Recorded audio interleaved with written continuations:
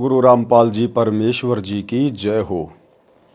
परमपिता परमात्मा सारी सृष्टि के रचनहार, कुल मालिक, असंख्य ब्रह्मांडों के स्वामी, जगत गुरु, तीनों लोकों में प्रवेश करके सबका भरण पोषण करने वाले राजाधीराज, आत्माधार, नाथों के नाथ, देवों के देव महादेव, सर्वेश्वर महेश्वर, मृत्युंजय, अजरो अमर, आदि अनादि सनातनी प्रभु, जगत पिता जगदीश्वर, श्री श्री 1008 की उपाधि के वास्तविक अधिकारी, अकाल मूरत शब्द स्वरूपी राम वासुदेव, सर्वगतम ब्रह्म, परम पूज्य, प्रथम पूज्य, परम संत, परम पुरुष, परम धनी, परम दयालु, सत्य कबीर, हक्का कबीर, अल्लाहु कबीर, अल्लाहु अकबर, बाखबर, अल्लाह ताला, जगत के तारणहार, जगत के मुक्तिदाता, जगत के जगन्नाथ, हारे के सहारे, हिंदुओं के राम, मुसलमानों के अल्लाह, सिखों के वाहिगुरु, ईसाइयों के मसीह, दया के सागर दया निधि, करुणा के सागर करुणा निधि, स्वयंभू परिभू, संकट मोचन, कष्ट हरण, मंगल करण, दुख भंजन, अविगत कबीर, निर्विकार निर्विषम परमात्मा, अलय अलेख सतगुरु, आदि अनादि सतगुरु, असली मर्यादा पुरुषोत्तम, असली राम, असली कृष्ण, असली घनश्याम, असली मुरारी, राजाओं के राजा, महाराजाओं के महाराजा, शहंशाहों के शहंशाह, सम्राटों के सम्राट, भगवानों के भगवान, अल्लाहों के अल्लाह, प्रभुओं के प्रभु, मसीहाओं के मसीह, सच्चे वाहिगुरु, बाबाओं के बाबा, पीरों के पीर, सेठों के सेठ, जगत सेठ, सावड़सा सेठ, सर्वगुण संपन्न, अनंत कोटि कलाओं के स्वामी, अनंत कोटि ब्रह्मांडों के नायक, योगियों में महायोगी, ध्यानियों में महाध्यानी, सिद्धों में परम सिद्ध, ज्ञानियों में तत्व ज्ञानी, ब्रह्म ज्ञानी, महाज्ञानी, परम ज्ञानी, सर्वश्रेष्ठ ज्ञानी, विज्ञानी, युवा कबीर, समरथ कबीर, असमवात, अमित ओजा, सच्चे रहनुमा, करीम अल्लाह, सुभान अल्लाह, दुनिया के अंतिम पैगंबर, 8 सितंबर 1951 से गांव धनाना, जिला सोनीपत, हरियाणा, भारतवर्ष की पावन भूमि पे प्रकट रियल कल की भगवान श्री नारायण साकार हरि, श्री बाबा साहिब, नूर अनंत परमात्मा, संत श्रोमणी सतगुरु रामपाल जी परमेश्वर जी के चरण कमल में साध संगति से जुड़े हुए आप और हम सभी सत्सेवक भाई बहनों का अनंत कोटि दंडोत प्रणाम। सत्साई भाई और बहनों, दया पूज्य गुरुदेव भगवान की, सतगुरु रामपाल जी परमेश्वर जी की, सारी सृष्टि के पालन पोषण कर्ता की, आप और हम सभी सत्सेवक भाई बहन पूज्य गुरुदेव जी के विशेष आशीर्वाद से अपनी आत्मा के कल्याण हेतु भक्ति मार्ग पर निरंतर मोक्ष प्राप्ति के लिए दृढ़ता के साथ आगे बढ़ रहे हैं। भाई और बहनों, पूज्य गुरुदेव जी के कर कमल से लिखित पवित्र पुस्तक मुक्ति बोध के ऊपर वीडियो बनाने की श्रृंखला जारी है। इस श्रृंखला में आज हमारा ये 29वें नंबर का वीडियो है। प्रत्येक वीडियो में गुरुदेव भगवान के आशीर्वाद से हमें कुछ न कुछ अध्यात्म से संबंधित अवश्य जानने और सीखने को मिलता है। आज की वीडियो में पूज्य गुरुदेव जी के आशीर्वाद से हम तैमूर लंग के जीवन पर प्रकाश डालेंगे। यानी गुरुदेव भगवान ने तैमूर लंग के विषय में जो कथा लिखी है, आज हम उसको समझने का प्रयास करेंगे। और परमेश्वर ने 3 लोक के भगवान श्री विष्णु जी से और स्वयं की तुलना करके हमें बताया है, समझाया है कि कबीर परमेश्वर जी ने तैमूर लंग की 1 रोटी खाकर 7 पीढ़ी का अखंड राज्य दे दिया, जबकि श्री कृष्ण जी ने सुदामा की 3 मुट्ठी चावल खाकर केवल उसका महल ही बनवाया था। और आज हमें इस तत्व ज्ञान की प्राप्ति के बाद ये भी पता चल गया कि सुदामा का वो महल भी श्री कृष्ण जी के रूप में कबीर परमेश्वर सतगुरु रामपाल जी भगवान ने ही विश्वकर्मा जी से बनवाया था। तो भाई और बहनों, करे करावे साइयां, मन में लहर उठा, दादू सरदर जीव के आप बगल हो जा। इस कबीर परमेश्वर सतगुरु रामपाल जी भगवान के अलावा इस सृष्टि में दूसरा कोई भी कर्ता धर्ता नहीं है। इन देवी देवताओं के रूप में या ब्रह्मा विष्णु महेश के रूप में यदि साधकों को थोड़ा बहुत कोई लाभ देता है तो वो भी कबीर परमात्मा ही देता है। जब ये देवी देवता ब्रह्मा विष्णु महेश भी विशेष संकट में होते हैं और जब आत्मा से अपनी रक्षा की पुकार करते हैं, तो भाई और बहनों, इनके भक्ति आधार से, इनके पुण्य के आधार से ये कबीर परमात्मा सतगुरु रामपाल जी भगवान इनकी भी मदद करने के लिए प्रकट होता है। जैसे रावण का वध करते समय श्री रामचंद्र जी ने दुखी होकर रावण के वध के लिए परमात्मा से प्रार्थना की। 6 महीने हो गए थे श्री रामचंद्र जी को। विभीषण ने जब ये बता दिया था कि इसकी नाभि में अमृत कुंड है, जब तक वहां तीर नहीं लगाओगे तब तक ये मरेगा नहीं। परंतु 6 महीने हो गए थे श्री रामचंद्र जी को निशाना लगाते हुए, रावण की नाभि में निशाना भी नहीं लगा पा रहा था। अंत में थक हार कर रो रो कर परमात्मा से प्रार्थना की। तब इस कबीर परमेश्वर सतगुरु रामपाल जी भगवान ने श्री रामचंद्र जी की पुकार पर सूक्ष्म रूप बनाकर और रावण का वध किया। ठीक इसी प्रकार द्वापर में श्री कृष्ण का रूप बनाकर कबीर परमेश्वर सतगुरु रामपाल जी भगवान ने ही कंस का वध किया था। अन्यथा श्री कृष्ण जी तो बालक थे, कंस के सामने बालक बच्चे, उनकी कोई भी साथ नहीं थी कि वो कंस का वध कर देते। चाणोर जैसे पहलवान को भी, कंस केसी जैसे राक्षस को भी इसी कबीर परमात्मा सतगुरु रामपाल जी भगवान ने ही श्री कृष्ण रूप बनाकर मारा था। तो भाई और बहनों, आज हम उसी कबीर परमेश्वर सतगुरु रामपाल जी भगवान की महिमा सुनने जा रहे हैं। पवित्र पुस्तक मुक्ति बोध पेज नंबर 492। तैमूर लंग को 7 पीढ़ी का राज्य कबीर जी ने दिया। कबीर परमात्मा ने 1 रोटी के बदले 7 पीढ़ी का राज तैमूर लंग को दिया। पारक के अंक की वाणी नंबर 1170 से 1180। गरीब दिल्ली अकबराबाद फिरी लाहौर कूंजात, रोटी रोटी करत है किने न बूझी बात। गरीब तिबर लंग तालिब मिले एक रोटी की चाह, जिंदा रूप कबीर धरी तिबर लंग सुनिरा। गरीब दिल्ली अकबराबाद फिरी लाहौर कूंजात, रोटी रोटी करत है किने न बूझी बात। गरीब तिबर लंग तालिब मिले एक रोटी की चाह, जिंदा रूप कबीर धरी तिबर लंग सुनी राह। गरीब रोटी पोई प्रीत से जल का ठूठा हाथ, जिंदे की पूजा करी मात पुत्र दो साथ। गरीब सांकल काडी चीड़ की सन्मुख लाई लात, लात घमू के लाए कर जिंदा भया अजाती। गरीब रोटी मोटी हो गई साग पतर विस्तार, 87 छिक गए पंडो जग जो नार।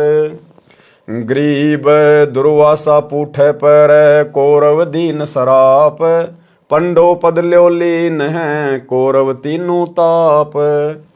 गरीब 18 खूणी खपी गई दुर्योधन बलवंत, पंडो संग समीप है आदि अंत के संत।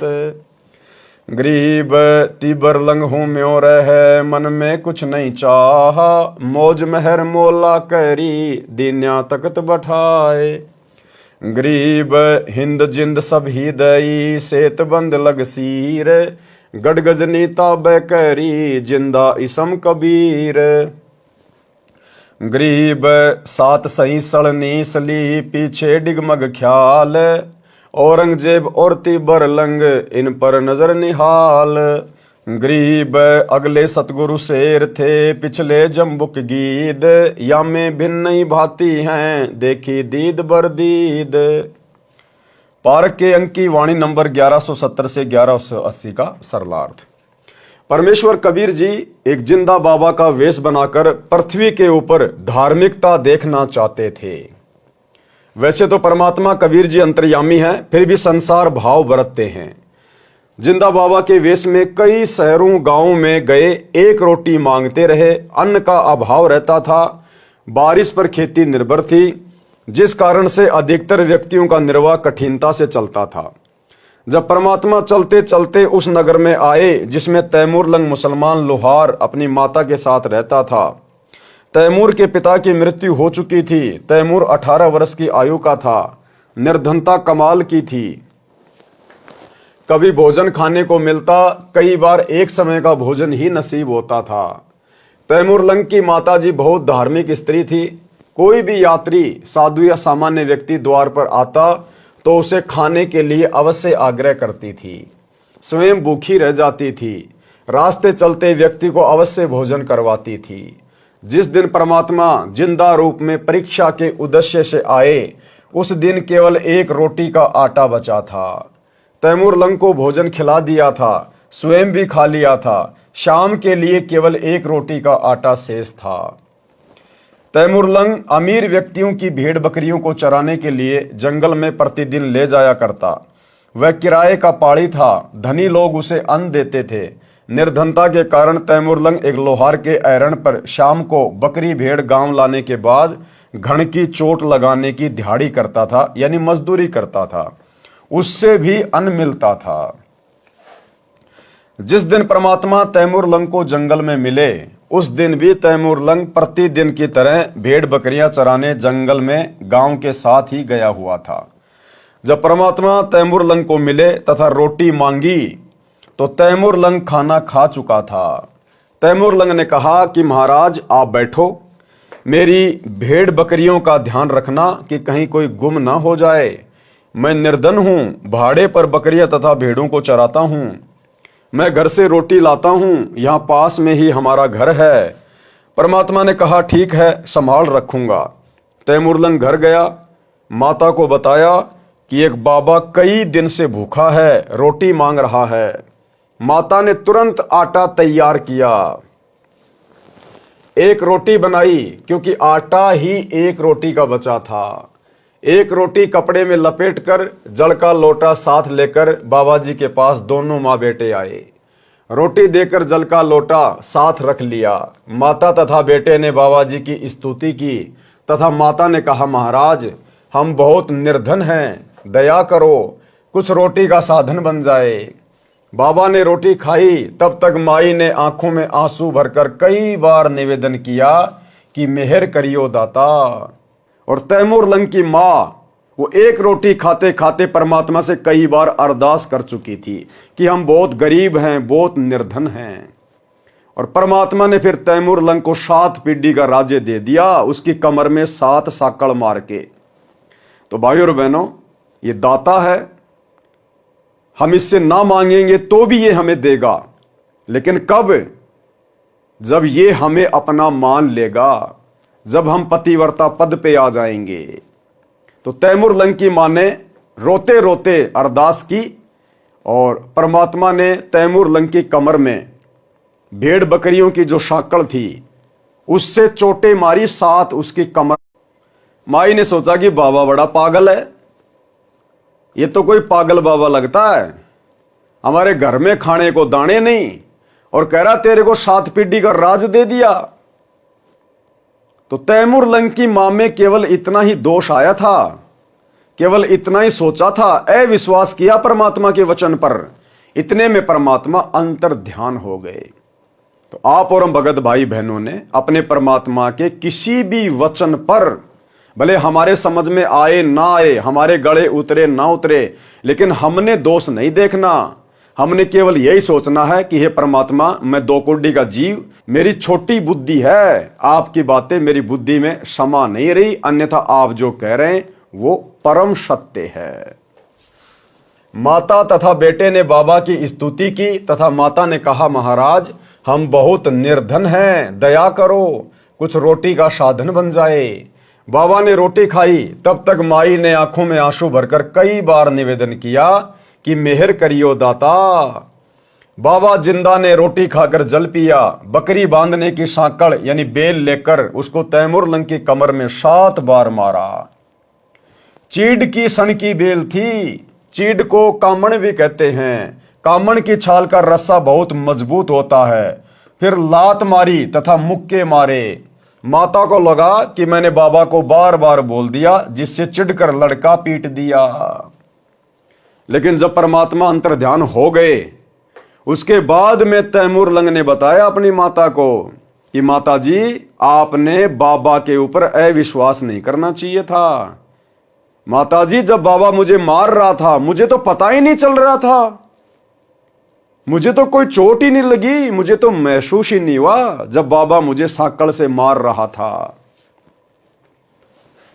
माई ने पूछा कि बाबा जी बच्चे ने क्या गलती कर दी, माफ करो, बच्चा है। परमात्मा बोले कि माई इस एक रोटी का फल तेरे पुत्र को 7 पीढ़ी का राज्य का वरदान दिया है। भाई और बहनों देखो, हमारे कॉमन सेंस ने काम करना चाहिए। आप और हम अब बालक नहीं हैं, बच्चे नहीं हैं, हम समर्थ के बच्चे हैं सतगुरु रामपाल जी भगवान के। सतगुरु ने तैमूर लंग की एक रोटी खाई थी, केवल एक रोटी, और एक रोटी के बदले 7 पीढ़ी का राज दे दिया। 7 पीढ़ी का, तैमूर लंग से औरंगजेब तक दिल्ली का राज, 7 पीढ़ी का राज एक रोटी के बदले। आज आप और हम भगत भाई बहन तो परमात्मा को पूरा भंडारा करवा रहे हैं, पूरा भंडारा। तैमूर लंग को और उसकी माता को नहीं पता था कि गीता जी अध्याय 3 श्लोक नंबर 13 में क्या लिखा हुआ है, किसको भोग लगाया जाता है। उन्होंने तो स्वाभाविक ही एक साधु समझ के उनको रोटी खिलाई थी। आप और हम तो अपने गुरु को परमेश्वर, पूर्ण ब्रह्म, परमात्मा समझकर और गीता अध्याय 3 श्लोक नंबर 13 के अनुसार भोग लगा रहे हैं, प्रतिदिन विधि विधान अनुसार। तैमूर लंग की मां ने परमात्मा को भोग लगाते समय कोई भोग की आरती नहीं की थी। आज आप और हम भाई बहन भोग की आरती के साथ विधि विधान से भोग लगा रहे हैं। और तैमूर लंग की माता परमात्मा की शरण में नहीं थे। आप और हम तो शरण में हैं, शत भक्ति मंत्रों का जाप कर रहे हैं। जिस दिन धन देने की बात आएगी, उस दिन परमात्मा आप और हमें क्या नहीं दे देगा। देवताओं का राजा इंद्र भी आंख फाड़ता रह जाएगा। लेकिन भाई और बहनों, यह कलयुग की बिचली पीढ़ी का समय है। परमेश्वर हमें जानबूझकर नहीं दे रहा, जानबूझकर, क्योंकि परमेश्वर हमें इस नकली लोक का नकली धन नहीं देना चाहता। इस सेवा भाव के बदले, इस भक्ति के बदले परमात्मा हमें शतलोक का अखंड सुख, अखंड राज्य देना चाहता है। अन्यथा जो सेवा बंदगी आप और हम भाई बहन अपने गुरु को परमात्मा मान के कर रहे हैं, उन्हीं के आशीर्वाद से, इसके बदले तो परमात्मा ब्रह्मा विष्णु महेश के राज्य जैसे असंख्य राज्य हमें दान में दे सकता है, भीख में दे सकता है। यह परमात्मा आप और हमारे भक्ति भाव से परमात्मा इतना प्रसन्न है, जो कलयुग की बिचली पीढ़ी में हमने गुरु रूप में परमेश्वर को पहचान लिया, घर घर आश्रम बना दिए, प्रतिदिन परमात्मा को भोग लग रहा है। क्या नहीं दे दे परमात्मा। तो जो भाई बहन थोड़ी बहुत निर्धनता की हालत में है, गरीबी की हालत में है, अपने मन में कभी दोष भी मत लेके आना सम्मन की तरह। काश मेरे पास में धन होता, काश मैं भी अमीर होता, बढ़िया परमात्मा का बेड लाता, बढ़िया परमात्मा को भोग लगाता। इस प्रकार की कोई कामना भी मत करना अपने मन में। जैसा है वैसा करते रहो, बस अपने भाव शुद्ध रखो। साधु भूखा भाव का, धन का भूखा नहीं। और फिर आने वाले समय में जब वो ठीक का समय आएगा, परमात्मा उचित समझेगा, हमें परमात्मा यहां के भी सर्व सुख देगा, सर्व सुख, और अंत में मोक्ष भी देगा। तो भाई और बहनों, हमने अपने परमात्मा से वैसे तो डिमांड करनी नहीं चाहिए। जैसे गुरुदेव कहते हैं ना कि अगर भगवान से मांगना है तो इतना मांगो कि साईं इतना दीजिए जामे कुटुंब समाए, हम भी भूखे ना रहे साधु ना भूखा जाए। हमने तो इस कलयुग की बिचली पीढ़ी में इतना भी नहीं मांगना। अरे यदि हम सत भक्ति कर रहे हैं, गुरु को परमात्मा मान रहे हैं, तो उसका विधान है बिना मांगे देगा। यदि हम तीनों समय की आरती विधि विधान से कर रहे हैं, गुरु को इष्ट मान के कर रहे हैं, हाथ में भक्ति बोध लेकर उनके सामने खड़े होके कर रहे हैं, तो भक्ति बोध में हम अपने परमात्मा से रोजाना मांगते ही तो हैं। गरीब उत्तम कुल करतार दो, द्वादश भूषण संग, रूप दरवे दो, दया करो ज्ञान भजन सत्संग, शील संतोष विवेक दो, दया अक्षमा इकतार, भाव भक्ति वैराग्य दो, नाम निरालम सार, योग युक्ति स्वास्थ्य जगदीश दो, सूक्ष्म ध्यान दयाल। तो सुबह के नित्य नियम से लेकर दोपहर की आरती और संध्या आरती, हम इसमें परमात्मा की महिमा भी करते हैं। हम परमात्मा से आवश्यक वस्तुएं मांगते भी हैं, भक्ति भाव भी मांग रहे हैं। तो यदि हम विधि विधान से भक्ति करेंगे, तो हमारा गुरुदेव भगवान, हमारा परमात्मा गूंगा बहरा नहीं है, ये अंतर्यामी परमात्मा है। ये फिर अपने विधि विधान अनुसार बिन मांगे देगा, बिन मांगे। यदि हमने आम का पेड़ लगा दिया और यदि उसकी देखभाल कर रहे हैं, तो समय आने पर आम का पेड़ आम ही देगा, और इतने देगा हम भी खाएंगे, पड़ोसी भी खाएगा, रिश्तेदार भी ले जाएंगे, फिर भी लद पद रहेंगे। तो इस कलयुग की बिचली पीढ़ी में तो भक्तों ने अपने गुरुदेव भगवान से मांगना भी नहीं है। अगर मांगना भी है तो परमात्मा ने बताया कि भक्ति दान मोय दीजियो देवन के देवा हो, उसमें सब कुछ आ गया, हमने सब कुछ मांग लिया। हमें गुरुदेव भगवान सत्संग में सुनाते हैं कि एक सास और बहू का अक्सर झगड़ा रहता था। अब उस सास ने उस लड़की के पिता को बुला लिया। तो लड़की का पिता आया और बोला, जी क्या बात है, किस बात का झगड़ा है? तो लड़की की सास कहने लगी कि आपकी बेटी किसी चीज को छोड़ती नहीं है, किसी चीज को नहीं छोड़ती है। घी ये खा जाती है, दही ये खा जाती है, मलाई ये खा जाती है, ये किसी चीज को छोड़ती नहीं घर में। तो लड़की के पिता ने कहा कि बेटी तू एक काम किया कर, छिक के दूध पी लिया कर, जितना दूध पिया जाए तो उतना दूध पी लिया कर। बेटा दूध में दही भी आ गया, मलाई भी आ गई, घी भी आ गया। तो इसी प्रकार भाई और बहनों, हम यदि मर्यादा में रह के भक्ति करेंगे, गुरुदेव को प्रसन्न करेंगे, तो भाई और बहनों हमें अलग से मांगने की कुछ आवश्यकता ही नहीं पड़ेगी। अगर हम परमात्मा से केवल भक्ति मांगेंगे कि भक्ति दान मोय दीजियो देवन के देवा हो, ये अंतर्यामी हमें हर आवश्यक जायज वस्तु देगा जिस समय हमें उसकी आवश्यकता पड़ेगी, और नाजायज ये बिल्कुल नहीं देगा। उस आत्मा को तो बिल्कुल भी नहीं देगा नाजायज वस्तु जिस आत्मा का परमात्मा ने इसी जन्म में मोक्ष करना होगा। इसलिए हमने अपने गुरुदेव भगवान की रजा में राजी रहते हुए, जैसा भी परमात्मा ने हमें घर परिवार दिया है, संपत्ति दी है, हमने उसी में प्रसन्न रहकर गुरु जी का प्रसाद मानकर खुशी खुशी अपनी भक्ति पे लगे रहना है। जब देने का समय आएगा परमात्मा इतना दे देगा, आप और हमने हाथ जोड़ने पड़ जाएंगे कि परमात्मा इससे ज्यादा नहीं। तो हमने अपने गुरु पर विश्वास रखना चाहिए। परमात्मा बोले कि माई, इस एक रोटी का फल तेरे पुत्र को 7 पीढ़ी का राज्य का वरदान दिया है। जो 7 बार बेल यानी सांकड़ मारी है, जो लात तथा मुक्के मारे हैं, ये इसका राज्य टुकड़ों में बढ़ जाएगा। माई को लगा कि बाबा पागल है, अब गुरुजी के प्रति दोष आ गया, परमात्मा के प्रति, साधु की बात के प्रति दोष आ गया। माई को लगा कि बाबा पागल है, रोटी शाम की भी नहीं है और कह रहा है तेरा बेटा राज करेगा। माई विचार ही कर रही थी कि बाबा जिंदा अंतर ध्यान हो गया। तो आज गुरुदेव भगवान हमें जो जो बातें बता रहे हैं, हमने प्रत्येक बात को पत्थर की लकीर समझ लेना चाहिए। साध वचन पलटे नहीं, चाहे पलट जाए ब्रह्मांड। कि बच्चों अगर मर्यादा में रहकर अंतिम श्वास तक भक्ति करते रहे तो इसी जन्म में तुम्हारा मोक्ष पक्का है। तो यह सतगुरु का वचन है। यदि हम सतगुरु की मर्यादा के अनुसार भक्ति करते रहे तो सतगुरु का वचन निष्फल नहीं हो सकता। हमारा अगला कदम सतलोक में ही होगा। कुछ दिन के पश्चात गांव की एक जवान लड़की को राजा के सिपाही उठाने की कोशिश कर रहे थे। वे राजा के लिए विलास करने के लिए ले जाना चाहते थे। तैमूर लंग दौड़ा दौड़ा गया, सिपाहियों को लाठी से पीटने लगा, कहने लगा कि हमारी बहन हमारी इज्जत है, दुष्ट लोगों चले जाओ। परंतु वे 4-5 थे, घोड़े 7 थे। उन्होंने तैमूर लंग को बहुत पीटा, मरा हुआ समझकर छोड़ दिया और लड़की को उठा ले गए। तैमूर लंग होश में आया। गांव में चर्चा चली कि तैमूर लंग ने बहादुरी का काम गांव की इज्जत के लिए किया। अपनी जान के साथ खेलकर गांव की इज्जत बचानी चाहिए। गांव के प्रत्येक व्यक्ति की हमदर्दी का पात्र बन गया। ये भी कोई परमात्मा की रजा थी उसके ऊपर।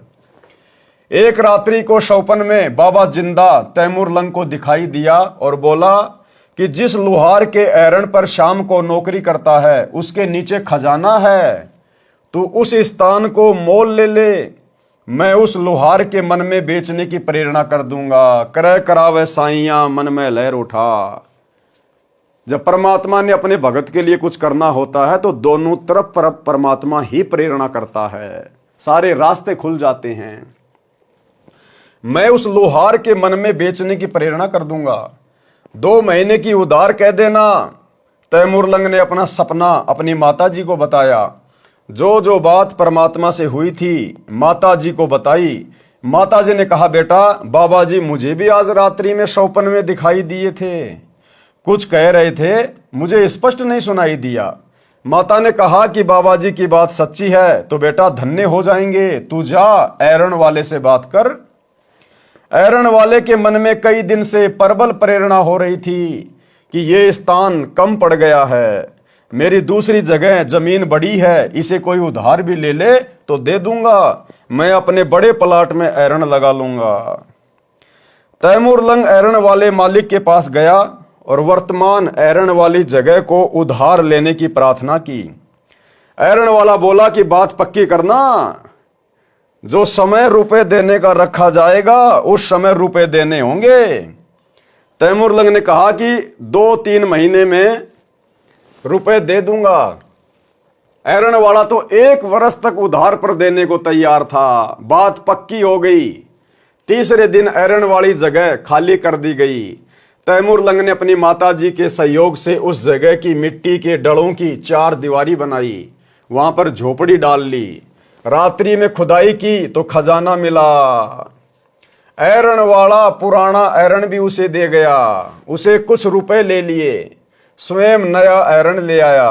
परमात्मा सौपन में फिर तैमूर लंग को दिखाई दिए तथा कहा कि बेटा खजाने से थोड़ा थोड़ा धन निकालना, उससे 1-2 घोड़ा लेना, उन्हें महंगे सस्ते लाभ हानि में जैसे भी बिके बेच देना, फिर कई घोड़े लाना, उन्हें बेच आना। जनता समझेगी कि तैमूर लंग का व्यापार अच्छा चल गया।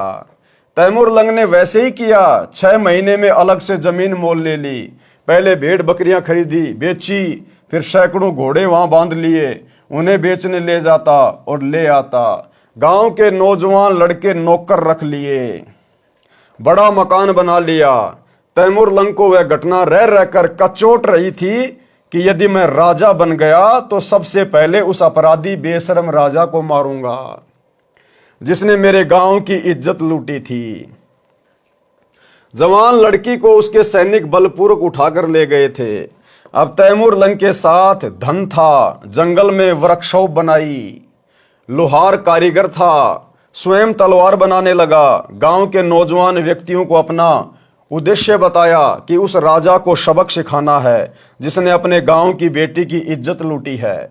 मैं सेना तैयार करूंगा, जो सेना में भर्ती होना चाहे उसे 1 रुपया तनख्वाह दूंगा। अब उस समय 1 रुपया बहुत होता था भाई और बहनों, बहुत ज्यादा। 1 रुपए में तो 1 भैंस आ जाती थी उस समय, 1 भैंस। मैं सेना तैयार करूंगा, जो सेना में भर्ती होना चाहे उसे 1 रुपया तनख्वाह में दूंगा। उस समय 1 रुपया चांदी का बहुत होता था। जवान लड़के सैकड़ों तैयार हो गए, वे अपने रिश्तेदारों को ले आए। इस प्रकार बड़ी सेना तैयार की, लोहार कारीगर तनख्वाह पर रखे, तलवार ढाल तैयार करके उस राजा पर धावा बोल दिया, उसे अपने अधीन कर लिया, उसका राज्य छीन लिया। उसको मारा नहीं, अलग गांव में भेज दिया, उसके निर्वाह के लिए महीना देने लगा। धीरे धीरे तैमूर लंग ने इराक, ईरान, तुर्किस्तान पर कब्जा कर लिया, फिर भारत पर भी अपना शासन जमा लिया। दिल्ली के राजा ने उसकी पराधीनता यानी गुलामी स्वीकार नहीं की, उसे मार भगाया। उसके स्थान पर बरेली के नवाब को दिल्ली का वायसराय बना दिया, जो तैमूर लंग का गुलाम रहा। उसे प्रति 6 महीने फसल कटने पर कर देकर आता था। तैमूर लंग की मृत्यु के पश्चात दिल्ली के वायसराय ने कर देना बंद कर दिया, स्वयं स्वतंत्र शासक बन गया। तैमूर लंग का पुत्र दिल्ली का राज्य लेना चाहता था तो उसे नहीं दिया। बाबर तैमूर लंग का तीसरा पोता था। उसने बार बार युद्ध करके अप्रैल सन 1526 में भारत का राज्य प्राप्त कर लिया। अब भाइयों और बहनों, इतिहास की ये गूढ़ बातें कि तैमूर लंग ने एक बरेली के वायसराय को दिल्ली की गद्दी पे बैठाया और तैमूर लंग के मरने के बाद में उस वायसराय ने अपने आप को स्वतंत्र राजा घोषित कर दिया। ये बातें आपको इतिहास में भी देखने और ढूंढने को नहीं मिलेंगी। जो बातें परमेश्वर जी अपने कर कमल से लिख रहे हैं, क्योंकि तैमूर लंग को 7 पीढ़ी का राज्य देने वाला कोई और नहीं था, स्वयं सतगुरु रामपाल जी भगवान थे। इनसे भला क्या छुपा हुआ है। उसने बार बार युद्ध करके अप्रैल 1526 में भारत का राज्य प्राप्त कर लिया। बाबर का पुत्र हुमायूं था, हुमायूं का अकबर, अकबर का जहांगीर, जहांगीर का शाहजहां, शाहजहां का पुत्र औरंगजेब हुआ। 7 पीढ़ियों ने भारत पर राज्य किया। इतिहास गवाह है, फिर औरंगजेब के बाद राज्य टुकड़ों में बट गया। अन्नदेव की आरती में भी संत गरीबदास जी ने कहा है कि रोटी तैमूर लंग को दीनी, यानी तैमूर लंग ने परमात्मा को एक रोटी खिलाई थी, ताते 7 पादशाही लीनी। उसके बदले 7 पीढ़ी का राज दे दिया परमात्मा ने, 7 पीढ़ी का राज। और आज हम अपने गुरु को इष्ट मानकर जो घर घर में उन्हें भोग लगा रहे हैं, हमें परमात्मा सदा का राज्य देगा, सदा का। यहां की 7 पीढ़ियों का राज्य तो सतलोक के राज्य के आगे कुछ भी नहीं है, गंध है, गंध। आज हम जिस विधि विधान से परमेश्वर को प्रसन्न करने में लगे हुए हैं, हमें परमात्मा अखंड राज्य देगा, सतलोक का अखंड राज्य। इसलिए हम केवल यहां का राज्य मांगकर अपने कर्म ना फोड़ें, परमात्मा को नाराज ना करें, दुखी ना करें। भाई और बहनों, हम पहले कहानी सुना करते थे। एक लड़का अपनी मां के साथ में दुकान पे गया, तो लड़के ने टॉफी के डिब्बे को हाथ लगाया, मिठाई के डिब्बे को हाथ लगाया। तो माता ने कहा कि बेटा क्या लेगा? उसने कहा कि मिठाई लूंगा, मिठाई। तो दुकानदार बोला बेटा ले ले, इसमें हाथ दे के ले ले, इसमें निकाल ले। तो बेटे ने नहीं निकाला, कहा अंकल जी आप दो, मेरा हाथ बहुत छोटा है, मेरे हाथ में तो 2-4 ही टॉफी आएंगी, आप अगर अपने हाथ से दोगे तो बहुत सारी टॉफी आएंगी। तो हम अपने गुरुदेव भगवान से मांगकर अपनी मूर्खता का प्रमाण ना दें। हम ज्यादा से ज्यादा क्या मांगेंगे? हम एक कार मांग लेंगे, एक प्लाट मांग लेंगे, 2-4 जमीन के टुकड़े मांग लेंगे, बच्चे की नौकरी मांग लेंगे। इससे ज्यादा हमारी बुद्धि काम ही नहीं करती। और परमेश्वर जब देगा तो छप्पर फाड़ के देगा, हमारी कल्पना से बाहर देगा। और हमने तो यहां का कुछ चाहिए नहीं भाइयों, यहां का तो परमात्मा हमें देना भी नहीं चाहता। परमात्मा कहते हैं इंद्रदा राज कागदा भिष्टा ना भोगा इंद्राणी नू। फिर इस धरती का भला हम क्या मांगे परमात्मा से? हमें जिस चीज की आवश्यकता थी युगों युगों से, जो चीज सदा हमारे साथ में रहेगी, वो भक्ति हमें गुरुदेव ने दे दी। कबीरा सब जग निर्धना धनवंता ना कोई, और धनवंता सो जानिए जिसके पास राम नाम धन होए। इससे बड़ा धन तो सृष्टि में कहीं नहीं है, 21 ब्रह्मांड में नहीं है इससे बड़ा धन, जो धन हमें गुरु जी ने दे दिया। परमात्मा कहते हैं गुरु समान दाता नहीं, याचक शिष्य समान, और 3 लोक की संपदा सो गुरु दीनी दान। ये जो सतनाम है, जो प्रथम नाम है, जो भक्ति है, भक्ति में सब कुछ आ जाता है। ये हमें परमात्मा ने दान में दे दी। ये 3 लोक की संपदा से भी बड़ी संपत्ति है। अब इस भक्ति से ज्यादा और हम क्या मांग सकते हैं अपने भगवान से? तो भाई और बहनों, हमने केवल मर्यादा में रह के भक्ति करनी है। बाकी हमें समय पर जिस चीज की आवश्यकता होगी और गुरुदेव भगवान उचित समझेंगे तो हमें उसके भरोसे बिल्कुल भी नहीं रहने देंगे, बिल्कुल भी। तो हमने तो अपनी भक्ति पर ध्यान देना है। रोटी तैमूर लंग को दीनी, ताते 7 पादशाही लेनी। तैमूर लंग को परमात्मा उसी जिंदा वाले वेश में फिर मिले जब वह 80 वर्ष का हो गया था, शिकार करने गया था, राजा था। तब उसको समझाया कि भक्ति कर राजा, नहीं तो नरक में गिरेगा। भूल गया वो दिन जब एक रोटी ही घर पर थी। उस समय तैमूर लंग बाबा के चरणों में गिर गया, दीक्षा ली, राज्य पुत्र को दे दिया, 10 वर्ष और जीवित रहा। वह आत्मा जन्म मरण में है, वो तैमूर लंग भी जन्म मरण में है, जन्म मरण में, 7 पीढ़ी का राज्य लेकर भी। और भाई और बहनों, पता नहीं उस तैमूर लंग को वर्तमान में मौका मिलेगा या नहीं मिलेगा, लेकिन आप और हम अपनी किस्मत को सराहें कि आप और हमें परमात्मा ने वर्तमान में मौका दे दिया पूर्ण मोक्ष प्राप्ति का, अखंड सुख प्राप्ति का, जो मौका ब्रह्मा विष्णु महेश को भी प्राप्त नहीं है। तो आप और हम कितनी सौभाग्यशाली आत्मा हैं। हमें परमात्मा क्या नहीं दे दे, लेकिन परमेश्वर हमें जानबूझकर नहीं दे रहा, जानबूझकर। अन्यथा आप और हमारे भाग्य से अधिक धन, राज्य, सुख तीनों लोकों में किसी के भाग्य में नहीं लिखा हुआ है, लेकिन परमेश्वर जानबूझकर उसको कैंसिल कर रहे हैं और हमसे भक्ति करवाने के लिए हमें परमात्मा इस स्थिति में रखे हुए हैं। इसलिए हमने गुरुदेव की रजा में ही राजी रहना है। ये 10, 15, 20 वर्ष हमने ऐसे ही काट देनी है, पता भी नहीं चलेगा कब ये समय कट जाएगा और हमारा अगला कदम सतलोक में होगा। वह आत्मा जन्म मरण में है, परंतु भक्ति का बीज पड़ गया। यदि उस निर्धनता में भक्ति करने को कहता तो नहीं मानता था। परमात्मा कबीर जी ही जानते हैं कि काल की जकड़ से कैसे जीव को निकाला जा सकता है। वाणी नंबर 1180 का सरलार्थ है, धर्म यानी मजहब कोई भी है, जो उसके प्रवर्तक होते हैं वे साफ सुथरे शवच व्यवहार के होते हैं। धर्म कर्म वाले परमात्मा से डरने वाले होते हैं, बाद में केवल दिखावा रह जाता है। इसका ध्यान देकर देखा जा सकता है, यही होता है, इस बात में कोई अंतर नहीं है। सतगुरु फिर से धर्म को सुधारता है, सत्य साधना पर लगाता है। लेकिन जब सतगुरु इस धरती से पलायन कर जाएंगे जिस रूप में आज आए हुए हैं, उसके बाद ये मार्ग भी धीरे धीरे गंदा होना शुरू हो जाएगा। जब तक सतगुरुदेव भगवान धरती पर हैं, परमात्मा इस भक्ति को परवान चढ़ाएंगे। लेकिन जिस दिन सतगुरु रामपाल जी भगवान इस पृथ्वी लोक से संत रूप में चले जाएंगे सतलोक, उसके बाद भाइयों और बहनों मोक्ष की कोई कामना मत करना। उसके बाद तो केवल मनुष्य जन्म मिलेंगे इस भक्ति के प्रतिफल में। तो हमने तो सिर धड़ की बाजी लगा देनी है। कोशिश है सतगुरुदेव के रहते सहते हमारा शरीर छूट जाए, हम सतलोक चले जाएं। अन्यथा हमने मर्यादाओं पर इस कदर कुर्बान हो जाना है कि हम टूट जाएं, लेकिन मर्यादा ना टूटे।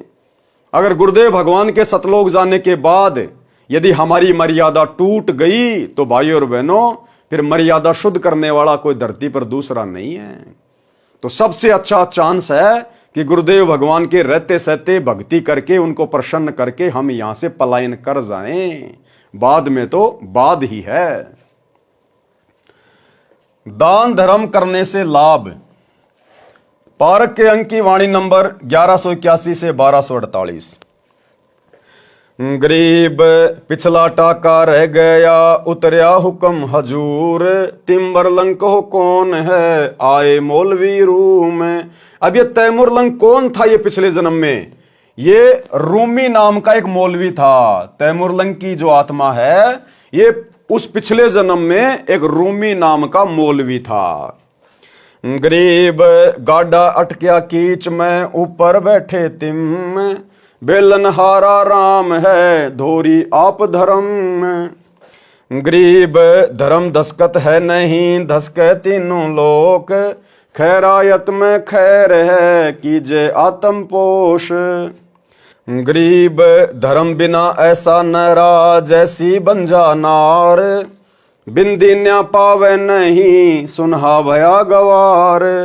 गरीब साधु संत से ये नहीं, करी न अन की साट, कुत्का बैठा कमर में, हो गया बार बाट। गरीब धर्म बिना धापे नहीं, यो प्राणी परपंच, आस बिरानी क्यों करे, दिया हो तो संच। गरीब धर्म किया बलि राय को, ठाणी इकोत्री जग, तहां 52 अवतार धरी, लिए समूचे ठगी। गरीब कंपे स्वर्ग समूल, सब ऐसी यज्ञ आरंभ, आसन सुरपति के डीगे, पान अपान सांब। गरीब हवन किए हरिहेत से, जप तप संयम साध, बलि के 52 आईया, देखा अगम अगाध। गरीब एक यज्ञ है धर्म की, दूजी यज्ञ है ध्यान, तीजी यज्ञ है हवन की, चौथी यज्ञ प्रणाम। गरीब 4 वेद का मूल सुन, समसम वेद संगीत, बलि को ये चारों करी, 52 उतरे प्रीति। गरीब अमर किए आसन दिए, सिंहासन सुरपति, ऐसी जगी जगदीश की, ताही मानियो सत्य। गरीब दान दिए देही मिले, नर स्वरूप निर्वाण, भूख बाकड़ा देते ही चकवे भये निशान। गरीब नाम सरीखा दान है, दान सरीखा नाम, सुन ही को भोजन दिया, तिन छिके बलि जाव। गरीब बुढ़िया और बाजीद जी, सुन ही के आनंद, रोटी चारों मुक्ति है, कटे गले के फंद। गरीब राजा की बांधी होती, रोटी देत हमेश, चकर भय दऊं दिशा, जीते जंग नरेश। गरीब इंद्र भय हैं धर्म से, यज्ञ है आदि जुगादि, शंख पचायन जद बजे, पंच गिरासी साध। गरीब सुपच संग सब करत है, नीच जाति बिश्चूक, पौमी भिक्षी सुरग सब, खिले न पर्वत रूख। गरीब कनी कनी बाजा सब सुन्या, पंच टेर क्यों दीन, द्रौपदी के दुर्भाव है, तास भये मुस्कीन। गरीब करी द्रौपदी दिल मंजना, सुपच चरण पी धोए, बाजे शंख सर्व कला, रहे आवाज गोए। गरीब द्रौपदी चरणा अमृत लिए, सुपच शंख नहीं कीन, बाजा शंख असंख धुनि, गण गंधर्व ल्योलीन। गरीब सुनी संग की टेर, जिन हृदय भाव विश्वास, जोनी संकट ना पड़े, होसी गर्भ न तराश। गरीब दान अभय पद अजर है, नहीं दुई दुर्भाव, जग करी बलराए को, 52 लिए बुलाए। गरीब दिया दान दादीच को, 500 तनक ध्यान, 33 कुरनसी करे, हो गए पद परवान। गरीब दान वित्त समान है, टोपी को पिन टूक, या से लघु क्या और है, साग पत्र दई भूख। गरीब पीताम्बर को पारी करी, द्रौपदी दिनी लीर, अंधे को पिन कसी, धनी कबीर बधाए चीर। गरीब देना जग में खूब है, दान ज्ञान परवेश, ब्रह्मा को तो जग करी, बतलाई है शेष। गरीब दान ज्ञान ब्रह्मा दिया, सकल सृष्टि के माही, सूम डूम मांगत फिरे, जिन कछु दीन्या नाई। गरीब दान ज्ञान प्रणाम करी, होम जो हरि के हेत, यज्ञ पंचमी तुझ कहूँ, ध्यान कमल सुरसेत। गरीब धर्म कर्म जग कीजिए, कुएं बाय तालाब, इच्छा अस्थल स्वर्ग सुग, सब पृथ्वी का राव। गरीब भूख्या भोजन देत है, कर्म यज्ञ जो नार, 100 गज फीलों चढ़त हैं, पाल की कंद कहार। गरीब कुएं बाय तलावड़ी, बाग बगीचे फूल, इंद्रलोक गण कीजिए, परी हिंदोलों झूल। गरीब जति सती इंद्री दमन, बिन इच्छा बाटंत, काम धेनु कल्प वृक्ष पद, तास बार दूजंत। गरीब स्वर्ग नंदनी दर बंदे, बिन इच्छा जो नार, गण गंधर्व और मुनि जन, तीनों लोक अधिकार। गरीब पतिव्रता नारी धरो, आन पुरुष नहीं ने, अपने पति की बंदगी, दुर्लभ दर्शन ये। गरीब माता मुक्ति सुनीति सी, मैना सी पुरकार, फकर फरीद फिकर ल गया, कूप कलप दीदार। गरीब ऐसी जननी मात सत्य, पुत्र दे उपदेश, और नार व्यभिचारिणी, यो भागत हैं शेष। गरीब समुद्र तो नग देत है, इंद्र देत संवाति, नारी पुत्र देत है, ध्रुव कैसी लगमाती। गरीब 7 धात पृथ्वी दई, 7 अन्न परवीन, वृक्षा नदियों फल दिए, यो नर मूड कुलीन। गरीब जिन पुत्र नहीं जग करी, पिंड प्रदान पुराण, नाहक जग में अवतरे, जिनसे निका स्वान। गरीब बिना धर्म क्या पाइए, 14 भवन विचार, चमरा चूक्या चाकरी, स्वर्ग हूँ मैं बेकार। गरीब स्वर्ग स्वर्ग सब जीव कहें, स्वर्ग माही बड़ दुख, जहाँ 84 कुंड है, थम्ब बले ज्यों लोक। गरीब कुंड पड़ा निक्षय नहीं, सुरग न चितवन कीन, धर्मराय के धाम में मार अधिक बेदीन। गरीब कर साहिब की बंदगी, सुमरण कल्प कबीर, जम के मस्तक पांव दे जाय मिले धर्म धीर। गरीब धर्म धीर जहाँ पुरुष है, ताकि कल्प कबीर, सकल प्राण में रम रहा सब पीरन सिर पीर। गरीब धर्म दजा फरकंत है, तीनों लोक तलाक, पापी चुन चुन मारिए मुख में दे दे राख। गरीब पापी के पर्दा नहीं, शिव पर कल्प करंत, माता को घरणी कहे भस्मा गिर भस्मंत। गरीब भस्म हुए आप कल्प से, शिव को कछु न कीन, इस दुनिया संसार में कर्म भय लोलीन। गरीब जिन्हों दान तद्दब किया, तिन पाई सब रिद, बिंदानी व्यागर भये तासर पंजाबे गद। गरीब कर दीने कुर्बान जान, नैन नाक मुख द्वार, पीछे कछु राख्या नहीं नर मानुष अवतार। गरीब दान दया दरवेश दिल, बैराट फटक जो दिल, दानी ज्ञानी निपजही सोम सदा ज्यों सील।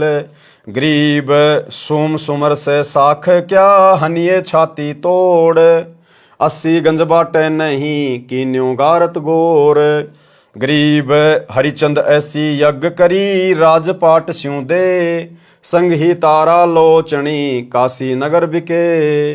गरीब मरकट का मंगता किया, मुर्द पीर चिंडाल, डायन तारा लोचनी राजा पुत्र काल। गरीब उस डायन को तोरी है, हरिचंद्र हाथ खड़ग, स्वर्ग मृत्यु पाताल में ऐसी और न जग। गरीब मोर ध्वज मेला किया, जग आए जगदीश, ताम्र ध्वज आराधर्या अर्पण की न्याशीष। गरीब अम्बरीश आनंद में, यज्ञ रूप सब अंग, दुर्वासा को दव नहीं चक्र सुदर्शन संग। गरीब राजा अधिक पुरूरवा, होमी दई जिंदे, तीन लोक साका भया अमर अभय पद ने। गरीब मरुत यज्ञ अद की करी, पृथ्वी सर्वस दान, अनंत कोटि राजा गए पद चीनत परवान। गरीब नगरपुरी भद्रावती, जोब नाद का राज, श्याम करण जिसके बंद्या खूहनी अनगत साज। गरीब गए भीम जहाँ सारथी, श्याम करण को लेन, भारत करी घोरा लिया तास यज्ञ तहाँ देन। गरीब गोरख जोगी ज्ञान यज्ञ करी, तत्वेता तरबीत, सतगुरु से भेटा नहीं हो गए शब्दातीत। गरीब सेव सम्मन जग करी, शीस भेद कर दीन, सतगुरु मिले कबीर से शीस चढ़े फिर सीन। गरीब यज्ञ करी जैसी करी, ऐसी करे न कोय, 9 लख बोडी बिस्तरी केसव होए। गरीब यज्ञ करी रैदास को, धरे 700 रूप, कणक जनेऊ काडिया पात स्या जा भूप। गरीब तुलाधार को जग करी, नाम देव परवान, पलरे में सब चढ़ गए उठा नहीं अमान। गरीब पीपा तो पद में मिला, कीनी यज्ञ अनेक, बूझा चंदोआ बेगही अवगत सत्य अलेख। गरीब तिमर लंग तो जग करी, एक रोटी रस रीति, बिंदीनी नहीं पाई ये दान ज्ञान से प्रीति। अब परमेश्वर ने इन तमाम वाणियों में दान धर्म करने का प्रतिफल बताया है कि किस प्रकार से तो हमें दान धर्म करना चाहिए और किन परिस्थितियों में किए गए दान धर्म का परमात्मा फिर भगत को खुलकर परिणाम देता है। और दान करने से क्या मिलेगा, दान की कितनी महत्वता है और दान किसको दिया जाता है, सुपात्र को या कुपात्र को। सरलार्थ इन वाणियों में दान पुण्य करने का ज्ञान है। बताया है कि जो दान नहीं करते उनका भविष्य नरक बन जाता है। दान धर्म के अनुष्ठान यानी धर्म यज्ञ व अन्य यज्ञ करने से भक्ति ऐसे सफल होती है जैसे खेत में किसान बीज बोकर बाद में समय समय पर सिंचाई करता है, जिससे बीज उगता है, पौधा बनकर अन्न देता है। इसी प्रकार भक्ति मार्ग में नाम तो बीज है और जो यज्ञ हैं, धर्म यज्ञ, ध्यान यज्ञ, हवन यज्ञ, प्रणाम यज्ञ और ज्ञान यज्ञ, जो हम भगत भाई बहन प्रतिदिन अपने घरों पे करते हैं, पांचों यज्ञ। प्रतिदिन सत्संग सुनना, ज्ञान यज्ञ। सत्संग को ध्यान से सुनना, ध्यान यज्ञ। यानी तीनों समय की आरती यदि हम ध्यान से करते हैं, सत्संग ध्यान से सुनते हैं, तो हमारे दो यज्ञ बन जाते हैं, ज्ञान यज्ञ और ध्यान यज्ञ। हम गुरुदेव भगवान को प्रतिदिन दंडवत प्रणाम करते हैं। अगर हम निरअभिमानी होकर, निष्कपटी होकर, गुरु को परमेश्वर मानकर और जो विधि गुरुदेव ने बताई दंडवत प्रणाम करने की, यदि हम उस विधि से दंडवत प्रणाम करते हैं तो प्रतिदिन हमारा वो प्रणाम यज्ञ हो जाता है। हवन यज्ञ, आप और हम सभी भगत भाई बहन गाय या भैंस का देसी घी और खड़ी बत्ती का दीपक जलाते हैं, वो हमारा हवन यज्ञ। तो 4 यज्ञ हो गई, ज्ञान यज्ञ, ध्यान यज्ञ, प्रणाम यज्ञ, हवन यज्ञ। और 5वीं यज्ञ धर्म की। हम सभी भगत भाई बहन आज अपने गुरुदेव भगवान की गैर हाजिरी में प्रतिदिन अपने गुरुदेव भगवान को घर पर भोग लगा रहे हैं। ये हमारा सबसे बड़ा धर्म यज्ञ है। इसके उपरांत यदि साथ संगति में कोई सेवा चलती है, सभी भाई बहन मिलकर अपने सामर्थ्य के अनुसार सहयोग करते हैं, वो भी हमारा धर्म यज्ञ में गिना जाता है। और जब हमारे गुरुदेव भगवान हमारे समक्ष होंगे, उस समय हम सभी भगत भाई बहन अपने सामर्थ्य से बढ़कर उनके चरणों में अपने आत्म कल्याण के लिए दान धर्म करेंगे, फिर वो हमारा धर्म यज्ञ होगा। आपके घर पर कोई भगत भाई बहन आ गए, आपने उनको प्रेम से भोजन भंडारा करवा दिया, वो आपका धर्म यज्ञ हो गया। कहीं साथ संगति है, कहीं समागम है, वहां पर आपने अपना सहयोग कर दिया, आटा, दाल, चावल, चीनी, कुछ भी, वो आपका धर्म यज्ञ हो गया। लेकिन वो जगह सही होनी चाहिए। जैसे आज वर्तमान में हमारे गुरुदेव भगवान हिसार जेल में बैठे हुए हैं, और यदि हम उन आश्रमों में जा जाके और जो दान धर्म का पैसा अपने गुरुजी को देना चाहिए, सुपात्र को देना चाहिए, ज्योति पाठ और दान का पैसा, वो यदि हम गुरु की गैर हाजिरी में किसी थर्ड पर्सन को देते हैं, किसी भगत को देते हैं, तो भाई और बहनों, वो कुपात्र को दिया गया दान माना जाता है, कुपात्र को। इसलिए हम भगत भाई बहनों ने वर्तमान कलयुग की बिचली पीढ़ी में केवल राजा जनक की तरह भावनाओं में बहकर अपनी भक्ति का सत्यानाश नहीं करना।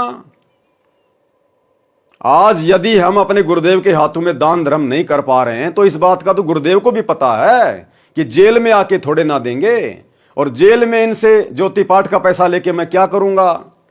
तो आज तो हमारे सामने ऐसी विशेष परिस्थितियां पैदा हो रखी हैं, तो ऐसी परिस्थितियों में यदि हम दान धर्म नहीं कर पाते हैं तो हमें दोष नहीं लगता। ऐसी परिस्थितियों में हम ज्ञान को आधार बनाकर मर्यादा में रहकर भक्ति करें।